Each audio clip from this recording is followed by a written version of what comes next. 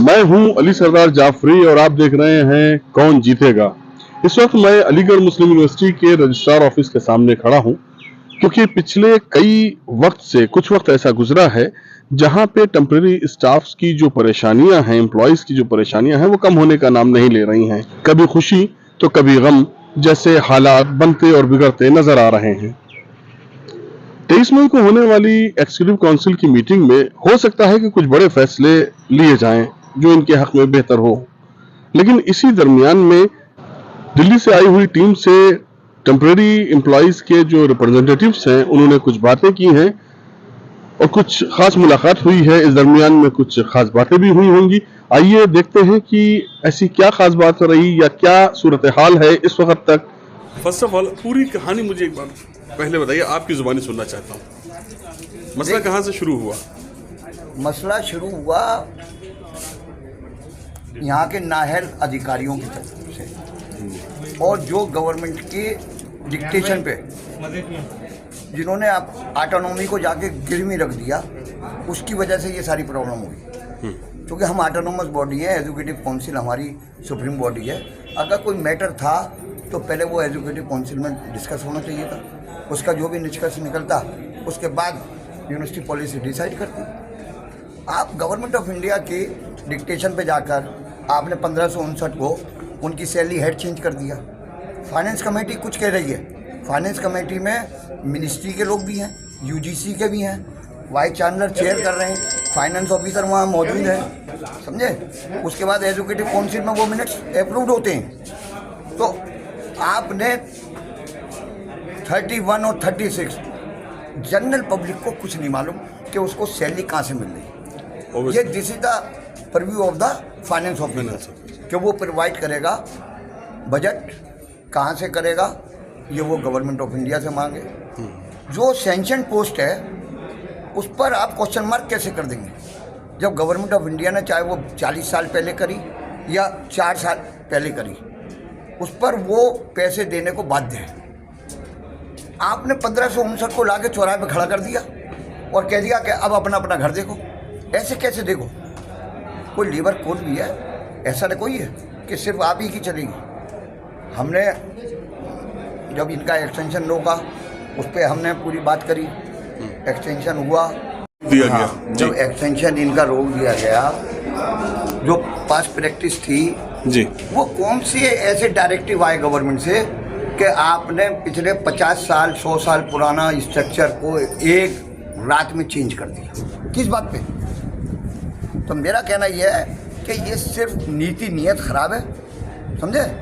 लेकिन अब कर्मचारी बिल्कुल भी इनकी बातों में नहीं आएगा। ये सीआरआर का फिर से एक बार मुझे वो बताइए। ये कैडर रिव्यू वो है, रिक्रूटमेंट जो है, ठीक। मेरा कहना यह है कि जब 1987 में जी एजुकेटिव काउंसिल पास कर चुकी सिलेक्शन कमेटी मैनुअल, सही है, वो एग्जिस्ट करता है। 2015 में यूजीसी का एक लेटर आता है कि और वो सारी सेंट्रल यूनिवर्सिटीज़ को मार्क होता है, सारी सेंट्रल यूनिवर्सिटीज़ को, उसमें लिस्ट इनक्लोज है। हमारे यूनिवर्सिटी के बड़े काबिल लोगों ने उसका इंटरप्रिटेशन जो है वो बिल्कुल उल्टा करा कि साहब नया मैनुअल बनाएंगे, जबकि उसमें जो कमेटी बनी उसका ये था कि कमेटी अपने ऑब्जर्वेशन, अपने सजेशन देगी और वो इनकॉर्पोरेट होंगे 1987 में। हमारे यहाँ के काबिल लोगों ने एक नया मैनुअल बना दिया 2015 में। अच्छा, ठीक। उसके बाद और उसमें ये कहा कि अगर आपकी बॉडी से पास है तो आप उसे ऑर्डिनेंसेस में इनकॉर्पोरेट कर लें। जैसे कि मैं आपको बिल्कुल मिसाल दे रहा हूँ कि 2015 में हमारा जो नॉन टीचिंग स्टाफ है वो 1972 के रेगुलेशन से गवर्न होता था। उसकी टर्म्स एंड कंडीशन जो थी वो रेगुलेशन से थी, लेकिन रेगुलेशन कोई चीज़ नहीं होता, ऑर्डिनेंसेस होती। जब ये हाई स्कूल का मामला चला हाई कोर्ट में, तो फिर उस पर एक कमेटी बनी। कमेटी की रिकमेंडेशन पे उसने कहा कि सुप्रीम कोर्ट के किसी सर्विस मैटर के वकील से इसे इनकॉर्पोरेट करा जाए। 2015 में वो ऑर्डिनेंसेस बने और वो इनकॉर्पोरेट हो गए, सही है ना। एजुकेटिव ऑर्डिनेंसेस में नॉन टीचिंग को वो इनकॉर्पोरेट हो गए। तो उसी ऑर्डिनेंसेस में ये पुराना 1987 का मैनुअल भी आप इनकॉर्पोरेट कर देते। जब आपने एक्स करा था तो एल भी कर देते, लेकिन चूंकि नीयत खराब थी, आपने एक नया मैनुअल बना दिया, समझे, और उसे एज पर डॉक्यूमेंटेड प्रूफ, उसमें भी बड़ी ब्यूटी है। Item number 1, item number 2। Item number 2 जो है वो स्कूल टीचर का है, क्योंकि school teacher is a non teaching staff. ठीक है। आपने बी पार्ट को तो पूरा डेलिब्रेशन करा एजुकेटिव काउंसिल में, सारी बात उसी पे हो रही है, अप्रूवल उसी का हो रहा है। आपने इस मैनुअल को भी अब कह दिया कि ये अप्रूव हो गया, अप्रूवल हुआ नहीं। अब आप जब CRR बना रहे हो तो आप कह रहे हो कि वो जो 15 का अप्रूवल है वो हम जो है वो ओवर रूल करते हैं, अब ये नया शुरू हो जाएगा, और उसमें भी कंट्राडिक्टरी है। मैंने सारे डॉक्यूमेंट्री एविडेंस के साथ सुबह 10 बजे मेरा टाइम था, visitor nominee mister Umesh Ashok Kadam ji से मैंने उन्हें पूरा ब्रीफ बता दिया और एक एक बात बता दी। मैंने कहा CRR बाद में होगा, पहले इन 1559 के भविष्य की बात होगी। उन्होंने कहा आप बिल्कुल यकीन करिए, समझे।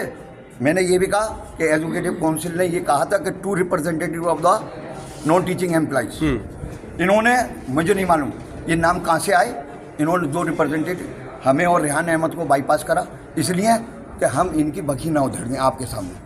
लेकिन हमें पूरा यकीन है कि जो बात हम कह रहे हैं आप इनकी उधेड़ेंगे। अगर आप चाहें तो हमें बुला लीजिएगा, हम उसी बात का इंतजार कर रहे हैं, हमें कोई डर नहीं है। तो ये कैसे कंफर्म होगी 1559 के 1559 की ही जो है स्क्रीनिंग हो जाएगी? तो नहीं, वो इसलिए हो जाएगी कि ये 10 साल मिनिमम इनके 10 साल है, मिनिमम 10 साल 10 साल है। उमा देवी जो है वो डेली वेजर है, डेली वेजर का केस है, उसमें कहीं एडहॉक या टेम्परेरी का मामला नहीं है। जिनको सर्विस में 10 साल हो गए सेंक्शन पोस्ट के अगेंस्ट किसी भी तरह से उन्हें रेगुलाइज, समझे, उसे आप रेगुलाइज करें।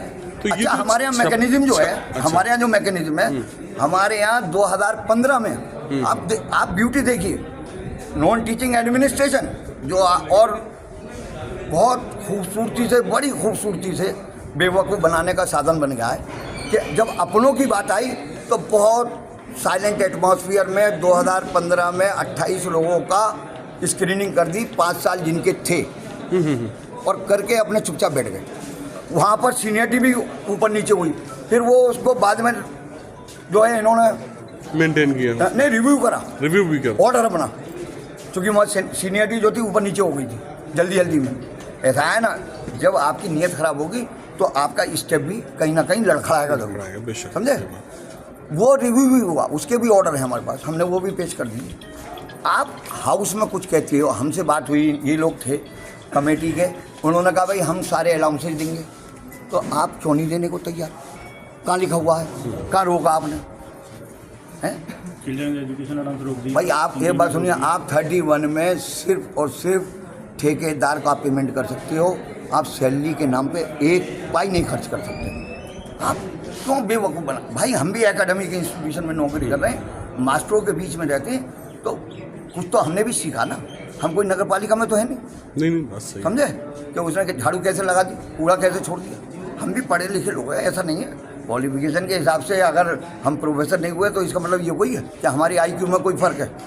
नहीं, IQ तो डिफरेंट होता है, लेकिन यहाँ पे जो कंडीशन चल रही है उसको देखते हो, आपको क्या लगता है कि आने वाले टाइम में अभी जो सैलरीज का मसला खड़ा हुआ था, देखिए इन्हें अपनी नीति और नियत को बदलना पड़ेगा। नहीं, सैलरीज का जो मसला खड़ा हुआ था वो मतलब कंटिन्यू फिर हो गया। हाँ, तो अब कितने महीने हो गए इस पर? नहीं, अभी तो हमारा चल रहा है एक्सटेंशन। लेकिन हमारा कहना यह है कि तूफान आने से पहले हम क्यों नहीं करेंगे बात, क्योंकि ये सुप्रीम बोर्ड की एजुकेटिव काउंसिल सही और वो डिबेट कर रही है हमारे भविष्य के बारे में, समझे।